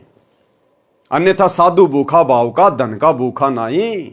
परमात्मा हमारे धन का भूखा नहीं है, हमारे ज्योति पाठ के पैसों का भूखा नहीं है। वो मालिक है जिसने 21 ब्रह्मांड इस काल को भीख में दे रखा है, दान में दे रखा है, वो हमारे 10, 15, 20, 50 हजार लाख रुपए का भूखा नहीं है। और जो हम अपने गुरुदेव को देते हैं, वो भी तो हमें गुरुदेव ने दिया है। हमारे संस्कारवश जैसे भी कोई नौकरी है, कोई काम धंधा है, कोई व्यापार है, कोई बिजनेस है, वो भी तो उसी ने दिया हुआ है। उसी की रजा से कमा कमा के हम उनको दे रहे हैं। जो गुरुदेव धर्म में लगाते हैं, हमारे उससे पुण्यों में वृद्धि होती है। तो ये कलयुग की बिचली पीढ़ी है भाई और बहनों। हमने जोश में आकर अपना होश नहीं खोना है। भगत ने दान धर्म करना है, लेकिन करना किसको? सुपात्र को। सुपात्र कौन? केवल सतगुरु रामपाल जी भगवान। तो हमने अपने गुरुदेव का इंतजार करना चाहिए। और जिन जिन लोगों ने इन आश्रमों में जाके कुपात्रों को, इन कोऑर्डिनेटरों को, गुरुजी के परिवार को जो दान धर्म दिया है, आप सबकी आंखों के सामने उन कुपात्रों ने आपके दान धर्म का जमकर दुरुपयोग किया है। क्योंकि भाई और बहनों, परमात्मा की वाणी कभी झूठ नहीं हो सकती कि सुपात्र को दिया गया दान फलेगा, कुपात्र को दिया हुआ नहीं फलेगा। तो संगत ने तो इन आश्रमों में कुपात्रों को दे दिया, और उन कुपात्रों ने फिर आपके पैसों का दुरुपयोग किया। धनाना गांव में करोड़ों रुपये का बैडमिंटन का स्टेडियम बना दिया, गया पैसा पानी में। धनाना आश्रम में 200 एकड़ जमीन में बहुत बड़े हॉस्पिटल का काम शुरू कर दिया, गया करोड़ों रुपया पानी में।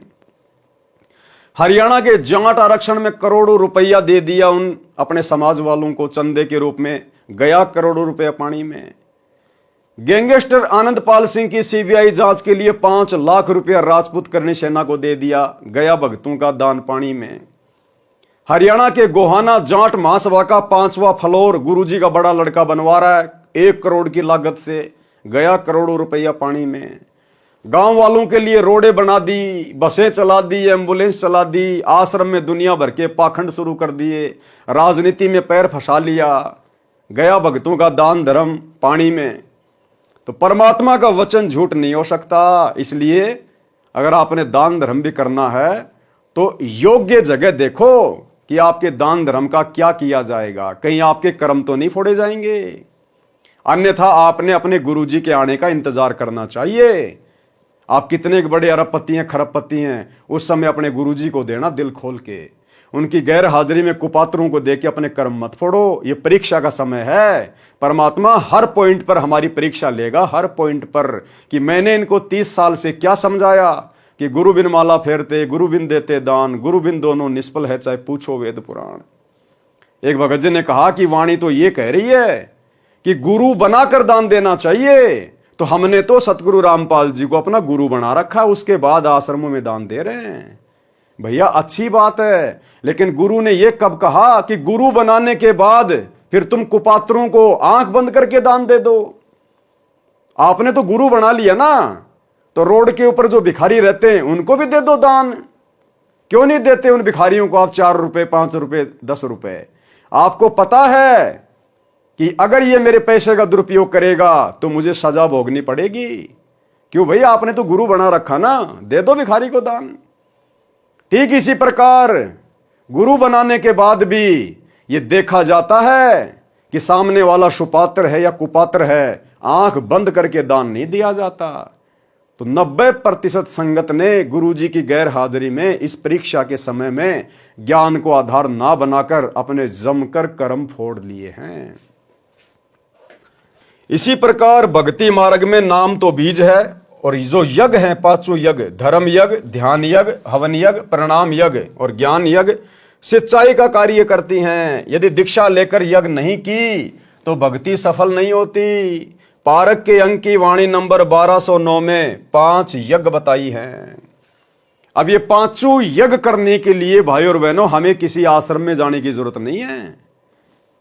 यदि हमारे गुरुदेव आश्रम में हैं तो हम लाख बार जाएं, लेकिन जैसे वर्तमान समय 2024 गुरुदेव हिसार जेल में बैठे हैं, हमने ये 5 यज्ञ करने के लिए किसी आश्रम में जाकर धक्के खाने की जरूरत नहीं है। गुरुदेव ने अनेक बार सत्संगों में समझाया कि जिस दिन घर घर में 5 यज्ञ शुरू हो जाएंगी, घर घर में, आश्रम में नहीं, जिस दिन इस ज्ञान को समझकर पुण्यात्माएं घर घर में 5 यज्ञ शुरू कर देंगे, इस धरती पर सतयुग जैसा माहौल हो जाएगा, सतयुग जैसा। गुरुदेव ने घर पर 5 यज्ञ करने का आदेश दिया है। अरे हम नाम दीक्षा लेते हैं, हमें गुरुदेव का फोटो मिलता है, हमारे को घर पर गाय या भैंस के घी का खड़ी बत्ती वाला दीपक जलाने के लिए कहा जाता है, दंडोत करने के लिए कहा जाता है। कहां पे? अपने घर पे। हमें प्रतिदिन 5 यज्ञ करने का आदेश दिया जाता है ना, तो आश्रम में हम कितनी बार जाते हैं? महीने में 1 बार या 2 बार। तो क्या घर पे 5 यज्ञ ना करें? अगर हम घर पे 5 यज्ञ करेंगे तो क्या हमारी यज्ञ सफल नहीं होगी? हमें तो गुरुजी ने रोजाना 5 यज्ञ करने का आदेश दिया ना, तो रोजाना तो हम आश्रम में जाके कर नहीं सकते, रोज तो हम आश्रम में जा नहीं सकते, तो हमने अपने घर पे 5 यज्ञ करने पड़ेंगे ना। तो हम गुरुजी की गैर हाजिरी में क्यों धक्के खाएं, क्यों भटकें, जब 5 यज्ञ हम आसानी से अपने घर पे कर सकते हैं। अरे घर पर शांति से बैठ के सत्संग सुनो, 3 समय की आरती करो, अपना सुमरण करो, मन लगा के करो, ध्यान से करो, आपकी 2 यज्ञ बन गई, ज्ञान यज्ञ और धर्म यज्ञ। सभी भाई बहन परमात्मा की पुस्तकों पर जो वीडियो बन रहे हैं, विशेष संदेश पर जो वीडियो बन रहे हैं, इनको ध्यान से सुनते हैं, हमारे दोनों यज्ञ बन रहे हैं, ज्ञान यज्ञ और ध्यान यज्ञ। अपने गुरुदेव को हम दंडवत प्रणाम करते हैं, अष्ट अंग से दंडवत प्रणामा, संध्या प्रात करो निष्कामा, हमारा जो है वो प्रणाम यज्ञ बन रहा है। अपने घर पर हम रोजाना 24 घंटे देसी घी की जोत जला रहे हैं, हमारा हवन यज्ञ बन रहा है, और अपने गुरुदेव भगवान को रोजाना भंडारा लगा रहे हैं, भोग लगा रहे हैं, भोग की आरती के साथ। इससे बड़ा धर्म यज्ञ और संसार में क्या होगा? तो जो मूर्ख प्राणी होगा, जो गुरु जी की गैर हाजिरी में पांचों यज्ञ करने के लिए आश्रमों में धक्के खाएगा। हाँ, यदि आप पिकनिक मनाने के लिए, टाइम पास के लिए, मनोरंजन के लिए, मन बहलाने के लिए यदि आप आश्रमों में जाते हैं तो आप जियों का स्वागत है, अन्यथा भक्ति तो आप अपने घर पे रह के कर सकते हैं। ये भक्ति जंगल में करने वाली नहीं है, आश्रम में जाके करने वाली नहीं है। ये भक्ति परमात्मा ने हमें घर में रहकर करने वाली दी है, घर में रह के करने वाली। गरीब दान ज्ञान प्रणाम कर, होम जो हरि के हेत, यज्ञ पंचमी तुझ कहूं, ध्यान कमल सुर सेत। अर्थात दान यानी धर्म यज्ञ, ज्ञान यज्ञ, प्रणाम यज्ञ, होम यानी हवन यज्ञ, और पांचवा ध्यान यज्ञ। ये पांचों यज्ञ साधक को गुरुजी के आदेश अनुसार करनी चाहिए। और गुरुजी ने हम सबको आदेश दिया हुआ है कि पांचों यज्ञ आपने अपने घर पे प्रतिदिन करनी है।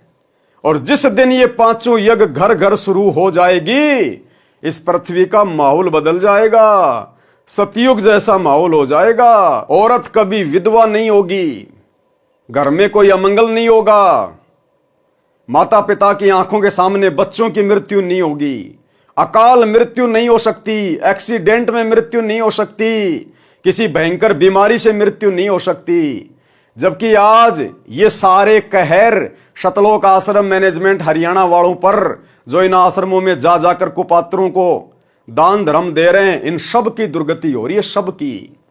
केवल सत्सेवक भाई बहन हैं जो परमेश्वर के विधि विधान से पांचों यज्ञ अपने घर पे करते हैं, गुरु को इष्ट मानकर। आज हम भगत भाई बहनों का उंगली का नाखून भी नहीं उतरने दे रहा, सतगुरु नाखून भी। अगर आपको सतयुग जैसा सुख देखना है तो सतसेवकों के घरों में देखो, सतसेवकों के घरों में आत्मिक सुख। तो भाई और बहनों, एक छोटा सा सत्संग गुरुदेव का, जिसमें गुरुदेव ने स्पष्ट कर दिया कि जिस दिन आप इस ज्ञान को समझकर घर घर में पांचों यज्ञ करना शुरू कर दोगे, आश्रम में जाकर नहीं, घर घर में, फिर देखना। सुनिए। पुणात्मा, देखो परमात्मा की रजा आपके ऊपर कैसी है। थोड़ी सी गर्मी होती है, परमात्मा बच्चा अपनी प्यारी आत्माओं के अमृत बरसा देते हैं, ठंड सी कर देते हैं कि ताकि ये बच्चे परमात्मा की मेरी महिमा को सुन ले। यदि अच्छी ठंड कर दी तो तुम सारे लटके लेने लग जाओगे, न पड़े बैठे बैठे सोओगे।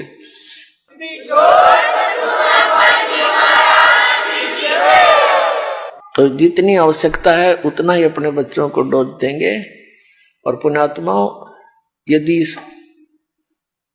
जिसमें पूरा विश्व इस सत भक्ति को स्वीकार करके और अपने अपने घरों में ये पांचों यज्ञ किया करेगा, और पुण्यात्माओं, यदि जिसमें पूरा विश्व इस सत भक्ति को स्वीकार करके और अपने अपने घरों में ये पांचों यज्ञ किया करेगा, फिर देखना। सतयुग में ऐसा होता था, इतने पुण्यकर्मी प्राणी होते थे, यदि कोई 10 व्यक्ति बैठकर और चर्चा कर देते थे कि भगवान वर्षा नहीं हुई, आपके बच्चे दुखी हो गए, उसी समय परमात्मा वर्षा कर देते थे। यानी कोई अभाव सतयुग में नहीं होता था। पिता से पहले पुत्र नहीं मरता था, स्त्री विधवा नहीं होती थी। अपने आत्माओं, जब हमारे कर्म सुधर जाएंगे और जो हम कर्म कर रहे हैं सत भक्ति ये पूरा विश्व करेगा, तो सब वही सतयुग जैसा ही एक बार फिर से वातावरण होगा। तो भाई और बहनों, आप लोगों को यकीन हो जाना चाहिए कि साध संगतियों में जो भी बातें बताई जाती हैं परमात्मा के ज्ञान आधार से ही बताई जाती हैं। जैसे पूर्व की वाणियों में तैमूर लंग को परमात्मा मिले, इसका कारण है कि किसी जन्म में यह आत्मा परमात्मा कबीर जी की शरण में आकर साधना किया करती थी। सुख होने पर काल तुरंत परमात्मा को बुलाता है, सुख होने पर काल तुरंत परमात्मा को बुला देता है। जीव भक्ति भी करता है लेकिन गफलत करता है। गुरुजी के परिवार को बहुत ज्यादा सुख हो गए, बहुत ज्यादा सुख हो गए। आज गुरुजी उनको याद भी नहीं आता। नरेंद्र मोदी याद आता है कि कैसे उसकी रैली में भक्तों को बसों में भरकर भेजना है। राजनेता याद आते हैं, अपने जाट समाज के लोग याद आते हैं कि कैसे भक्तों के दान का दुरुपयोग करके और जाटों के धर्मशाला बनवा के भक्तों के कर्म फोड़ने हैं। दुनियादारी याद आती है, राजपूत करणी सेना, गुंडों की सीबीआई जांच, जाट आरक्षण, भाईचारा निभाना, भक्तों के कर्म फोड़ने के लिए ज्योति पाठ का पैसा करोड़ों में चंदे के रूप में देना। ये परमात्मा की वाणी है कि जब जीव को सुख हो जाता है वो भगवान बोलता है। इसलिए परमात्मा कहते हैं, सुख के माथे पत्थर पड़ो जो नाम हृदय से जाए, और बलिहारी उस दुख के ऊपर जो पल पल नाम रटाए। तो भाई इन कोऑर्डिनेटरों को परमात्मा ने सुख दे दिए, क्योंकि ये तो गुण है भगवान का। अगर भक्ति करोगे, सुमरण करोगे तो सुख तो मिलेगा। अरे आप मजदूरी करोगे तो तनख्वाह तो मिलेगी। लेकिन ये सुख ज्ञान पूरा ना होने के कारण फिर ये सुख हमारे जीवन को तबाह कर देता है, तबाह, परमात्मा से दूर कर देता है। फिर हम मर्यादाओं को लेकर सीरियस नहीं होते। टूट रही है तो टूटने दो, भाड़ में जाओ भक्ति, हम तो ऐसे ही चलेंगे। तो आज देख लो क्या हालत हो रही है 90% संगत की, गुरुजी के परिवार की, इन कोऑर्डिनेटरों की। आज हमें ये बेशक सुखी दिखाई दे रहे हैं, लेकिन इनका भविष्य अंधकार में है, अंधकार में। सुख होने पर काल तुरंत परमात्मा को बुलाता है। तैमूर लंग ने फिर अनेकों पशु पक्षियों के जन्म भोगे। अब देखो भाई और बहनों, जिसकी एक रोटी खाकर परमात्मा ने 7 पीढ़ियों का राज दिया, वो आत्मा परमात्मा से उपदेश लेने के बाद भी पशु पक्षी की योनि में गई, पशु पक्षी की योनि में।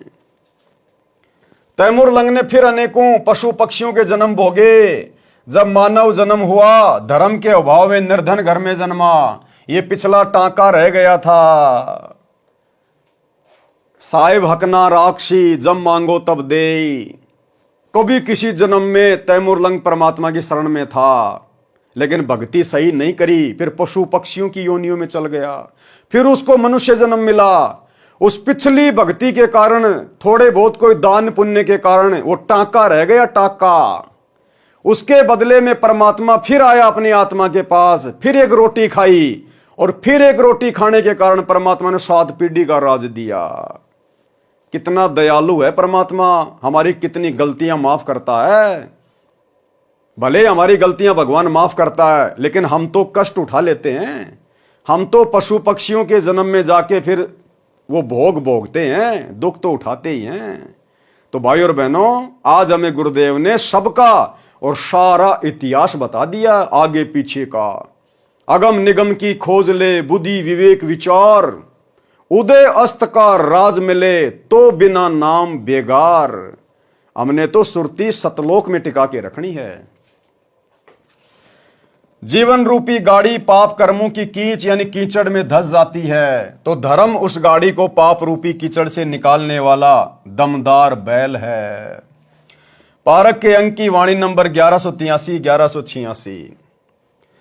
गरीब धर्म धसकत है नहीं, धसके तीनों लोक, खैरायत में खैर हैं कीजे आत्म पोष। गरीब धर्म बिना ऐसा नरा, जैसी बांझ नार, बिंदी न्या पावे नहीं, सुनहा बया गंवार। गरीब साधु संत से नहीं, करी न अन्न की सांट, कुतका बैठा कमर में, हो गया 12 बाट। गरीब धर्म बिना दापे नहीं, यो प्राणी परपंच, भाई आस बिरानी क्यों कह रहे, तन दिया हो तो संच। सरलार्थ, धर्म कभी नष्ट नहीं होता, तीनों लोक नष्ट हो जाते हैं। खैरायत यानी दान धर्म करने से बचाव है, खैरायत में खैर है। इसलिए धर्म भंडारा लंगर करके धर्म करना चाहिए। जो धर्म नहीं करते उनको भक्ति का कोई लाभ नहीं मिलता। उदाहरण दिया है कि जैसे बांझ स्त्री का विवाह भी हो जाता है परंतु संतान नहीं होती, इसी प्रकार धर्म बिना भक्ति सफल नहीं होती। और वर्तमान इस कलयुग की बिचली पीढ़ी में, इस मोक्ष के प्राइम टाइम में, जिस औरत के संतान नहीं है, जिसको दुनिया वाले बांझ कहते हैं, भाई वो स्त्री दुनिया की सर्वश्रेष्ठ आत्माओं में से है, सर्वश्रेष्ठ आत्माओं में से है। उसके समान भाग्यवान स्त्री धरती पर कोई नहीं है। अगर उसको ज्ञान हो और सतगुरु की शरण प्राप्त हो और यदि वो मर्यादा में रह के भक्ति पर लग जाए, उस स्त्री से बढ़कर भाग्यवान स्त्री ब्रह्मा विष्णु महेश के घर में भी नहीं है। उसका तो कोई पिछला लेन देन ही नहीं है, कोई ऋण संबंधी नहीं है। अगर वो मर्यादा में रह के भक्ति करेगी, उसका तो पक्का शतलोक में नंबर है, पक्का। तो भाई और बहनों, जगत की और भगत की सोच में रात दिन का अंतर होता है, रात दिन का। जैसे बांझ स्त्री का विवाह भी हो जाता है परंतु संतान नहीं होती, इसी प्रकार धर्म बिना भक्ति सफल नहीं होती। उल्टा सुनहा कुत्ते का जीवन प्राप्त करता है। सतगुरु से दीक्षा ली नहीं, अन्न की साठ नहीं की, यानी अन्नदान भोजन नहीं कराया, नहीं किया तो कुत्ता बनकर घर घर जाता है। कहीं कहीं उसकी कमर पर मुगदर लगाया जाता है, हाय हाय करता फिरता है। धर्म किए बिना आत्मा की संतुष्टि नहीं होती, धर्म बिना धापे नहीं यो प्राणी प्रपंच। धर्म किए बिना आत्मा की संतुष्टि नहीं होती, अन्य सब प्रपंच हैं। यदि पिछले जन्म में या इस जन्म में दान किया है तो धन मिलेगा, अन्यथा कुछ नहीं मिलेगा। वाणी नंबर 1187 1192 का सरलार्थ। बलि राजा ने 100 यज्ञ की थी, परमात्मा 52 रूप धारण करके आया था। कौन परमात्मा? सतगुरु रामपाल जी भगवान, ये कबीर भगवान। ये धर्म का प्रभाव था कि परमात्मा को आना पड़ा। राजा बलि भगत प्रहलाद का पोता था, पिता का नाम बैलोचन था। राजा बलि ने 4 यज्ञ की थी, 52 रूप परमात्मा को आना पड़ा। यानी जहां पर धर्म होता है, धर्म, वहां मजबूरन परमात्मा को आना पड़ता है। क्या समझे? वर्तमान में सबसे बड़ा धर्म कहां हो रहा है, कौन कर रहा है? अपने गुरु को इष्ट मानकर गीता अध्याय 3 श्लोक 13 के अनुसार घर घर भोग कौन लगा रहा है? अरे राजा बलि ने यज्ञ तो किया था, भंडारा तो किया था। किसको जिमाया? दुनिया को। आप और हम किसको जिमा रहे हैं? अपने इष्ट को, जो पूरे संसार का पालन पोषण कर रहा है। उस परमेश्वर को खुश करने के लिए उसके विधान अनुसार उसको इष्ट मानकर भोग लगा रहे हैं घर घर में। इससे बड़ा धर्म यज्ञ संसार में कोई दूसरा नहीं है। राजा बलि का धर्म यज्ञ भी फैल है इस धर्म के आगे। जो धर्म वर्तमान में सतसेवकों के घरों में प्रतिदिन हो रहा है, अपने गुरु को इष्ट मान के भोग लगाया जा रहा है। राजा बलि के द्वारा 100 यज्ञ करना और सतसेवकों के द्वारा एक समय अपने गुरुदेव भगवान को भोग की आरती के साथ भोग लगाना, उसके 100 यज्ञ के ऊपर भारी है, 100 यज्ञ के ऊपर। तो जब राजा बलि के यज्ञ के कारण परमात्मा को 52 रूप धारण करके आना पड़ा, तो क्या आज हम सतसेवकों के घरों पे परमात्मा नहीं आएगा? परमात्मा ने देखा रे ये तो तीनों टाइम भोग लगाते हैं, सुबह भी, दोपहर भी, शाम भी। फिर मेरे को सुबह भी आना पड़ता है, दोपहर भी आना पड़ता है, शाम को भी आना पड़ता है। तो परमात्मा ने प्रेरणा की कि बच्चों तुम तो मेरा बेड ही लगा दो। अब मैं तीनों समय हिसार जेल से आता हूं जाता हूं, तुम एक काम करो, मेरा बेड लगा दो, मैं यही ना बैठ जाऊंगा। भाई मुझे जेल में बैठना, मुझे यहां बैठना, तो क्यों ना मैं यहीं बैठ जाऊं, बार बार आना तो नहीं पड़ेगा। तो परमेश्वर अपने प्रत्येक बच्चे के घर में विराजमान है, जो गुरु को इष्ट मान के भोग लगाते हैं। क्या कह रहे हैं परमात्मा? आना पड़ता है भगवान को। और हम तो परमात्मा से विशेष विनती करते हैं। अरे राजा बलि तो केवल इंद्र का राज्य प्राप्त करने के लिए धर्म यज्ञ कर रहा था, मोक्ष के लिए नहीं कर रहा था। उसको तो पता भी नहीं था भगवान कौन है, भक्ति क्या है, मोक्ष क्या होता है। आप और हम तो निस्वार्थ भाव से अपने आत्म कल्याण के लिए, गुरु को प्रसन्न करने के लिए ये धर्म यज्ञ कर रहे हैं, भोग लगा रहे हैं। इंद्र का राज्य प्राप्त करने के लिए नहीं। थूकते हैं हम इंद्र के राज्य के ऊपर अपने गुरुदेव भगवान की आज्ञा अनुसार। तो ऐसी जगहों पर तो परमात्मा परमानेंट सेट हो जाता है, परमानेंट, एक क्षण के लिए भी दूर नहीं होता उस घर से। और फिर हम तो परमात्मा से अर्ज करते हैं, उनका भोजन भंडारा लगा के क्या विनती करते हैं? हे परमपिता परमात्मा, सारी सृष्टि के रचनहार कबीर परमेश्वर सतगुरु रामपाल जी भगवान, आप जी का भोग प्रसाद तैयार है। आप अपनी पवित्र रसना से इसे पवित्र करने की कृपा करें। हे परमेश्वर, भोग प्रसाद बनाते समय, लगाते समय या भोग की आरती करते समय यदि हम तुच्छ बुद्धि जीवों से कोई त्रुटि रह जाए तो परमेश्वर हमें तुच्छ जानकर क्षमा करना। जब हम परमात्मा से अरदास कर रहे हैं तो क्या परमात्मा अपनी पवित्र रसना से उस भोग प्रसाद को ग्रहण करके हमारे लिए पवित्र नहीं करेंगे क्या? हो ही नहीं सकता कि परमात्मा ना आए और भोग ग्रहण ना करें। ये तो अनंत कोटि कलाओं का स्वामी है। अगर पूरी सृष्टि जिसमें अरबों खरबों जीव हैं, अगर सभी परमात्मा को तीनों समय भोग लगाएं, ये परमात्मा तो प्रत्येक के पास में भिन्न भिन्न रूप बना के सूक्ष्म रूप में प्रकट हो जाएगा। इतना समर्थ है। गरीब सब पदवी के मूल हैं, सकल सिद्धि हैं तीर, और दास गरीब सत्य पुरुष भजो, अविगत कला कबीर। अरे जब काल एक जीव 1000 कला का स्वामी है, 1000 रूप बना सकता है। अक्षर पुरुष एक जीव है, 10,000 कला का स्वामी है, 10,000 रूप बना सकता है। और सतगुरु रामपाल जी भगवान अनंत कोटि कलाओं के स्वामी हैं। इनके लिए तो कुछ भी मुश्किल नहीं है। तो भाई और बहनों, परमात्मा को आना पड़ता है और आना नहीं पड़ता। अब तो परमात्मा सत्सेवकों के घर में परमानेंट पैर जमा के बैठ गए, परमानेंट पैर जमा के, कि क्या करूंगा जाके, थोड़ी देर बाद में फिर आना पड़ेगा दोपहर को, फिर शाम को आना पड़ेगा, भंडारे का भोग लगाएंगे, फिर रात को सोऊंगा तब दूध का भोग लगाएंगे, सुबह उठते ही नाश्ते का भोग लगाएंगे। तो क्या करूंगा, बार बार आऊंगा जाऊंगा, क्यों ना यहीं विराजमान हो जाता हूं। अरे वाह, बेड भी लगा दिए बहुत बढ़िया बढ़िया, रोजाना चादर वगैरह बिछती है, या सप्ताह में एक बार मेरे बच्चे मेरे कपड़े चेंज कर रहे हैं। अरे सारी व्यवस्था कर रखी है इन्होंने तो मेरे लिए। अति प्रसन्न, अति प्रसन्न। और परमात्मा विराजमान। और ये चाहिए भगत को, और क्या चाहिए। अरे जब परमात्मा बलि की यज्ञ में गए और परमात्मा ने कहा कि बेटा, मैंने वर्तमान इंद्र को, इंद्र की जो पदवी है वो दे रखी है, उसको अपना राज्य करने दे। जब इसका राज्य समाप्त होगा तब मैं तेरे को इंद्र का राज्य दूंगा, तब तक मैं तेरे को पाताल लोक का राज देता हूं। तो बलि ने क्या कहा कि परमात्मा एक वचन दो मुझे। बोला भाई बोल। बोला जब तक मैं पाताल लोक में रहूंगा, पाताल का राज करूंगा, आप मेरे द्वार के आगे 52 रूप में सदा खड़े रहेंगे। देखो, मांगना भी नहीं आया उसने, क्या मांग लिया मूर्ख आदमी ने, कि आप मेरे दरबार के आगे 52 रूप में खड़े रहेंगे। अरे कम से कम यह कह देता कि भगवान आप मेरे सिंहासन पर सूक्ष्म रूप में विराजमान रहेंगे, आप सदा मेरे ऊपर आशीर्वाद बना के रखेंगे। हे भगवान, आपके दिए हुए महल में आप विराजमान रहेंगे। लेकिन क्या मांगा कि मेरे द्वार के आगे खड़े रहेंगे।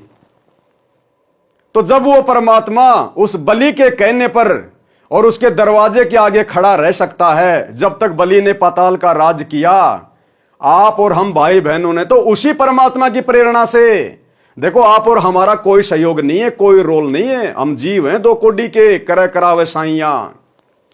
आज तो हम भाई बहनों ने परमात्मा के लिए सुसज्जित बेड लगा दिए, आसन लगा दिया। आज तो परमात्मा निष्फिक्र होकर यूं पीछे हाथ लगाकर यूं लेटेंगे मालिक आराम से, मजे से। तो भाई और बहनों, आप और हमारा सौभाग्य, परम सौभाग्य। इसलिए परमात्मा कहते हैं बच्चों अपनी आत्मा को सराया करो। हम सत्सेवकों के लिए कहते हैं परमात्मा। बलि राजा ने 100 यज्ञ की थी, परमात्मा 52 रूप धारण करके आया था। यह धर्म का प्रभाव था कि परमात्मा को आना पड़ा, परमात्मा को आना पड़ा। राजा बलि भगत प्रहलाद का पोता था, पिता का नाम बैलोचन था। राजा बलि ने 4 यज्ञ की थी, 52 रूप परमात्मा को आना पड़ा। वाणी नंबर 1190 1191। गरीब एक यज्ञ है धर्म की, दूजी यज्ञ है ध्यान, तीजी यज्ञ है हवन की, चौथी यज्ञ परिणाम। गरीब 4 वेद का मूल सुन, सब संवेद संगीत, बलि को ये 4 करी, 52 उतरे प्रीत। सरलार्थ, जो 4 यज्ञ राजा बलि ने की वे हैं धर्म यज्ञ, ध्यान यज्ञ, हवन यज्ञ और परिणाम यज्ञ। बलि को कुछ समय के लिए पाताल लोक में छोड़ दिया है। क्या कह रहे हैं गुरुदेव? शब्दों को पकड़ना भाई और बहनों। गुरुदेव कह रहे हैं कि बलि को वर्तमान में कुछ समय के लिए पाताल लोक में छोड़ दिया है। यह शब्द कौन कहेगा? जिसने खुद छोड़ा है। लिख कौन रहे हैं? गुरुदेव भगवान। क्या कह रहे हैं? शब्दों को पकड़ना। बलि को कुछ समय के लिए पाताल लोक में छोड़ दिया है। अगर छोड़ने वाला कोई और होता तो यह लिखते कि बलि को कुछ समय के लिए पाताल लोक में छोड़ दिया था। तो गुरुदेव भगवान स्वयं वो परमात्मा है जो बलि के पास में 52 रूप धारण करके गए थे। बलि को कुछ समय के लिए पाताल लोक में छोड़ दिया है। वह वर्तमान इंद्र के शासन काल को पूरा होने के बाद इंद्र की गद्दी पर बैठकर स्वर्ग का राज करेगा। इतना अमर किया है बलि को। और उसके बाद क्या होगा? उसके बाद फिर 84 लाख योनियों में गधा, कुत्ता, शुअर बनेगा। देखो, परमात्मा तो उसके पास भी गया और जाने के बाद भी क्या मिला उसको? वर्तमान में वो पाताल का राजा, उसके बाद देवताओं का राजा बनेगा, इंद्र बनेगा। और इंद्र की योनि कहां से शुरू होती है? गधे से। तो आप और हम कितनी पुण्य आत्मा है उस परमात्मा की। इसलिए गुरुजी कहते हैं, बच्चों अपने भाग्य को सराहो कि तुम फाइनल स्टेज पे आ गए।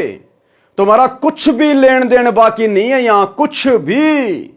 और वर्तमान का जो भी थोड़ा बहुत है वो इस भक्ति से परमात्मा काट देगा। तुम्हारा तो अगला कदम शतलोक में है, अगर दृढ़ होकर भक्ति पर टिके रहे तो। बलि को कुछ समय के लिए पाताल लोक में छोड़ दिया है। वह वर्तमान इंद्र के शासन काल को पूरा होने के बाद इंद्र की गद्दी पर बैठकर स्वर्ग का राज करेगा। बस इतना अमर किया है बलि को। दान करने से मानव शरीर भी मिलता है। उसको मिलता है जो गुरु बनाकर धर्म करता है, यज्ञ करता है। एक बार दुर्भिक्ष गिरा था, यानी अकाल गिरा था। एक धर्मात्मा ने प्रतिदिन एक आंजला यानी एक मुट्ठी चनों की बाखड़ी बनाकर प्रत्येक व्यक्ति को बांटता था। वह सेठ उसके धर्म के कारण कई बार चक्रवर्ती राजा बना। एक भयंकर अकाल पड़ा था और एक सेठ था, उसने बाकड़ी होती है जैसे गेहूं होता है, गेहूं को पानी में गर्म किया जाता है बहुत ज्यादा, वो फूल जाती है, नरम हो जाती है, उसको बाकड़ी कहते हैं। उसमें कुछ मीठा वाठा मिला के लोगों को बांट दिया जाता था। जब हम पहले छोटे छोटे थे और जब किसी के घर में कोई रिश्तेदार आता था तो उसके गीत गुआए जाते थे। जब वो शाम को खाना खाता था तो गांव की औरतें इकट्ठा होकर गीत गाती थी और गीत गाने के बाद में फिर क्या मिलता था सबको? एक एक मुट्ठी बाकड़ी की। वो खाया करते थे हम लोग।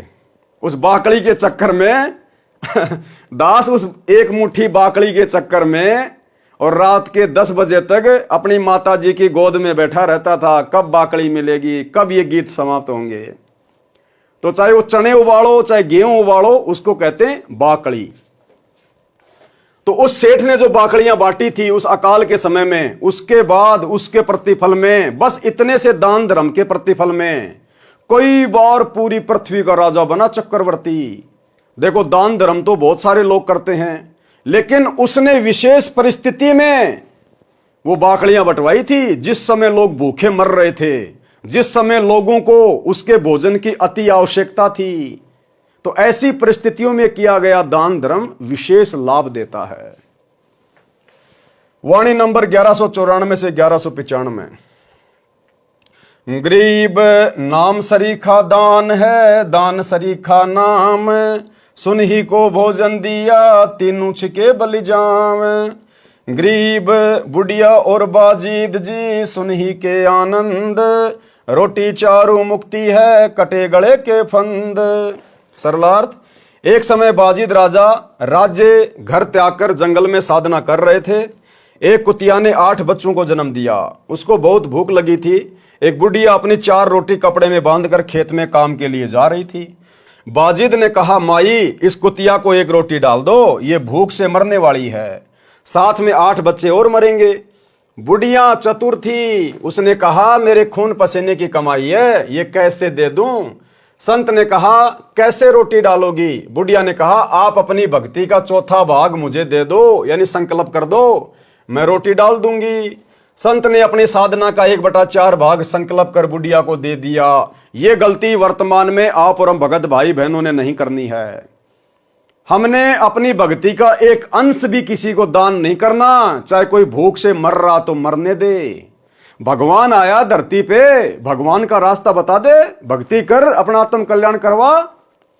हाँ, नॉर्मल तरीके से हमारे कोई घर पे आता है, इज्जत करो, भोजन खिलाओ। रास्ते में आपको कोई भूखा व्यक्ति मिल जाता है, भूखा है, उससे पूछो, वो कहे हाँ भाई मुझे भूख लग रही है, कहीं भी रोटी लेके उसको खिला दो, कोई फल फ्रूट खिला दो, कोई बिस्कुट वगैरह उसको जो है वो खिला दो। लेकिन हमने अपनी भक्ति का 1% भी अंश किसी को दान नहीं करना। अगर ऐसा कोई छलबल हमारे साथ में काल प्रेरणा से कोई करे तो, कोई मर रहा तो मरने दो, हमने राजा जनक जैसी गलती नहीं करनी। परमात्मा कहते हैं दया बिना दरवेश कसाई। दरवेश यानी साधु, जिसके मन में दया नहीं है, जिसके हृदय में दया नहीं है, वो भगत भी कसाई के समान है। लेकिन भाई और बहनों, हमने ऐसी दया भी नहीं दिखानी जिसके दिखाने से हमारी भक्ति नष्ट हो जाए। कलयुग की पिछली पीढ़ी है, ज्ञान को आधार बनाना पड़ेगा। बुढ़िया ने 1 रोटी कुतिया को डाल दी, फिर भी कुत्ती भूखी थी। करते करते 4 रोटी कुतिया को डाल दी और संत बाजीत जी ने अपनी सर्व भक्ति कमाई उस बुढ़िया को संकल्प कर दी, जिससे कुतिया तथा उसके बच्चों का जीवन बचा। रोटी देने से माई को भक्ति की कमाई प्राप्त हुई और बाजिद की भक्ति पुण्यहीन हो गया, परंतु कुतिया और उसके बच्चों को जीवन दान देने के कारण स्वर्ग प्राप्ति हुई। फिर स्वर्ग से कहां जाएगा? उसी काल के जाल में। गरीब राजा की बांदी होती, रोटी देत हमेश, चक्कर भये हैं दहु दिशा, जीते जंग नरेश। सरलार्थ, एक राजा की बांदी यानी नौकरानी धार्मिक थी। वो प्रतिदिन गरीबों को रोटी बांटती थी। उसके कारण उस राजा ने कई राजाओं पर विजय प्राप्त की। उसका राज्य विशाल हो गया। जब उसने किसी ज्योतिष से पता किया तो पता चला कि तेरी नौकरानी के द्वारा तेरे खजाने से किए रोटी के दान से तुझे ये सफलता मिली है। वाणी नंबर 1192 1202 का सरलार्थ पूर्व में वाणी नंबर 41-47 के सरलार्थ में कर दिया है। वाणी नंबर 1203 का सरलार्थ पहले इसी अंग में कर दिया है। एक समय देवताओं और राक्षसों का युद्ध हुआ। एक राक्षस किसी भी शस्त्र से नहीं मर रहा था। एक ऋषि ने बताया कि इसकी मृत्यु ऋषि दधीची की हड्डी के तीर से होगी। ऋषि दधीची ने अपने पैर की हड्डी दान कर दी, तब वह राक्षस मरा। यह परमार्थ केवल महात्मा ही कर सकता है। लेकिन भाई और बहनों, हमने वर्तमान में ऐसी कोई गलती नहीं करनी है। आज हमने उसी जगह पर दान धर्म करना है जैसा हमें गुरुजी ने बताया है। आज दान धर्म केवल हमने अपने गुरुजी के चरणों में करना है, अपने गुरुजी के अनुसार करना है। आज हमने भावनाओं में नहीं बहना। आज हमने मान बढ़ाई में नहीं आना। चाहे आपके पास में 1 करोड़ रुपया क्यों ना हो, अगर आपने चंदे के लिए 1 रुपया भी दे दिया, उसी समय भक्ति खत्म हो जाएगी। आज हमें जैसा गुरुजी कहेंगे हम वैसा ही करेंगे, 1 कदम भी उससे बाहर नहीं चलेंगे। दान धर्म करने की सही जगह कहां है? हमारे गुरुजी के चरण कमल, बस वहीं करेंगे। अगर किसी को भक्ति चाहिए, कोई दुखी है, कोई परेशान है, गुरुजी का एड्रेस बता दो, भैया सत्संग सुनो, नाम ले, भक्ति कर। हाँ, जैसे हम सुखी हुए वैसे तुम भी सुखी हो जाओगे। अब हमने अपने टायर की हवा दूसरे के टायर में नहीं डालनी। जहां से हवा डलती है उसका एड्रेस बता दो। अपनी वित्तीय स्थिति के अनुसार सच्चे मन से दान किया जाए, वह वास्तव में दान फलता है। टोपी यानी सिर पर पहनने वाला, सर्दी से बचने वाला टोपा दान ही किया जाए। यदि अधिक दान करने का सामर्थ्य नहीं है तो वो यही फल देगा। कोपीन जो साधु लंगोट पहनते हैं, जो 6 इंच चौड़ा 3 फुट लंबा कपड़े का टुकड़ा होता है, यदि अधिक दान करने का सामर्थ्य नहीं है तो सच्ची श्रद्धा से इतना भी दान लाभ देगा। लेकिन हमने वर्तमान में टोपा टापा कोपिन कापिन कुछ दान नहीं करना। कोपिन का मतलब होता है अंडरवियर और टोपे का मतलब होता है जो सिर पे पहनते हैं सर्दी में टोपा। हमने वैसे किसी को दान नहीं करना। हाँ, यदि आपके घर पे आपके पास में टोपा है, एक्स्ट्रा है, और आपसे यदि कोई मांग रहा है तो उसको दे दो, उसमें दिक्कत नहीं है।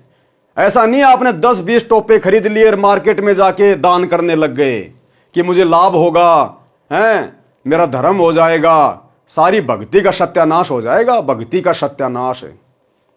हमने इस प्रकार से पुण्य प्राप्ति के मकसद से हमने अपनी मर्जी से कोई दान धर्म नहीं करना किसी भी चीज का। कोई भिखारी आता है आपके घर पे, खाना मांगता, खिला दो। घर से खाना बना के बाहर जाके नहीं बांटना। आपके घर पर कोई आया जिसके पास में कपड़े नहीं है, आपके पास में एक्स्ट्रा कपड़े हैं, उसको दे दो। बिना सिले हुए कपड़े नहीं देना। उस कपड़े को बेच के आपके पैसे का दुरुपयोग कर देगा। पहना हुआ कपड़ा देना है, फटा पुराना, ताकि वो दुरुपयोग ना कर सके। बहुत सोच समझ के हमने एक एक कदम उठाना है, भावनाओं में नहीं बहना बिल्कुल भी। एक बार दान करना शुरू करें, परमात्मा बरकत लाभ देने लगेगा। फिर दान की मात्रा बढ़ाते जाएं। कहां? अपने गुरुदेव के चरणों में, अपने गुरुदेव के हाथों में, अपने गुरुदेव के रहते सहते उनकी आज्ञा अनुसार। बताया है कि जब पांडवों को श्राप देने ऋषि दुर्वासा 88,000 ऋषियों की सेना लेकर गया, तब पांडव जंगल में 13 वर्ष का वनवास काट रहे थे। उस समय परमात्मा श्री कृष्ण रूप में पांडवों के पास गए। एक शाक का पत्ता ही दान किया गया, उसी से 88,000 ऋषि तृप्त हो गए। इससे लघु दान और क्या हो सकता है। जितना घर पर बचा था सब दान कर दिया। ऐसा दान जो सच्चे और समर्पण भाव से किया जाता है, पूरा लाभ देता है। तो भाइयों और बहनों, आज के वीडियो में केवल इतना ही। कल रात्रि 8 बजे दास के Facebook page Pawan Das is live के ऊपर सभी भगत भाई बहन फिर से लाइव जुड़िए। अगले वीडियो में परमेश्वर हमें किस प्रकार की शिक्षाएं देंगे, क्या इस पुस्तक में आगे लिखा हुआ है, ये हम कल रात्रि के वीडियो में जानेंगे, देखेंगे, समझेंगे और अपने जीवन में इन समस्त बातों को लागू करेंगे। देखो, गुरुदेव भगवान ने लिख दिया, दास उनकी सत प्रेरणा से आपको पढ़ा रहा है, दिखा रहा है, आपने सुन लिया और अमल ना आपने किया ना मैंने किया, तो हम दोनों परमात्मा के दोषी हैं। तो यदि गुरुदेव भगवान ने इतनी मेहनत की है, इतना समय इस पुस्तक को लिखने में लगाया है, किस लिए? आप और हमारे लिए, कि हम इन उपदेशों को अपने जीवन में ढालें और भक्ति को सफल करें। तो हमने इन समस्त बातों को अपने जीवन में साथ में लागू भी करते हुए आगे बढ़ना है, तभी इसको पढ़ने और पढ़ाने का कोई फायदा है। और हम गुरुदेव भगवान से प्रार्थना करते रहें, विनती करते रहें कि परमात्मा आप समर्थ हैं, हम 2 कोटि के जीव हैं मालिक, आप दया करना परमात्मा, आप हमारे जीवन में इन समस्त बातों को लागू करवाने की शक्ति देना। तो भाइयों और बहनों, आज की वीडियो में केवल इतना ही। गुरुदेव भगवान हम सबको आज्ञा दे, इजाजत दे, आशीर्वाद दे। बंदी छोड़ सतगुरु रामपाल जी भगवान की जय हो। भाई जो गुरु बचन पे डट गे, कट गे फंद 84 के, कट गे फंद 84 के, कट गे फंद 84 के।